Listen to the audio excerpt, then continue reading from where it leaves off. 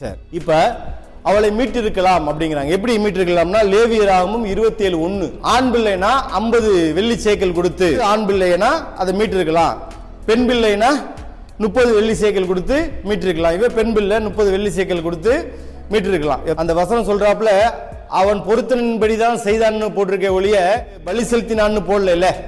நியாயாதிபதியில் 11:39 எப்தா பொருத்தனின்படிதான் செய்தான்னு போட்டிருக்கு. எப்தா சர்வாங்க தகன பலி செலுத்தினான்னு போடல அப்படின்னு வாக்குவாதம் பண்ணுவாங்க. எப்தாவுடைய வீட்டில இருந்து அவன் வாசப்படியில இருந்து வர்றது எதுவோ அதுதான் பலி செலுத்துன்னு சொல்லியிருக்கான் இல்லையா? இப்ப வாசப்படியில இருந்து ஒரு பக்கத்து வீட்டுக்காரன் வந்திருந்தா பலி செலுத்திருக்க முடியுமா? இதெல்லாம் நிறைய கொஸ்டின்லாம் முன்வைப்பாங்க.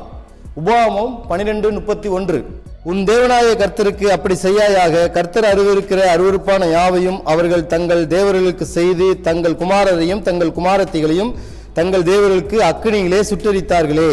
நான் உனக்கு விதிக்கிற யாவையும் செய்யும்படி கவனமாயிரு. நீ அதனோட ஒன்றும் கூட்டவும் வேண்டாம், அதில் ஒன்றும் குறைக்கவும் வேண்டாம். சரிங்களா? ஆண்டவர் இதை அருவருக்கிறார். அப்படி ஈசாக்க பலி செலுத்த தேவன் அனுமதிக்கல இல்ல. ஒரு காலகட்டத்தில் யோனத்தான பலி செலுத்த அந்த மக்கள் அனுமதிக்கல. தேவ சந்நிதியில் சொல்லப்பட்டதுதான், ஆனாலும் தடுத்துருவாங்க. இது தடுக்கப்பட்டிருக்கலாம்னு சில பேர் ஆர்கியூமெண்ட் பண்ணுவாங்க. எப்தாவுடைய அம்மா, எப்தாவுடைய தாய் வேசியா இருந்தவள், ஆனா எப்தாவுடைய மகளோ கர்த்தருக்குரியவள் அப்படின்னு சொல்லி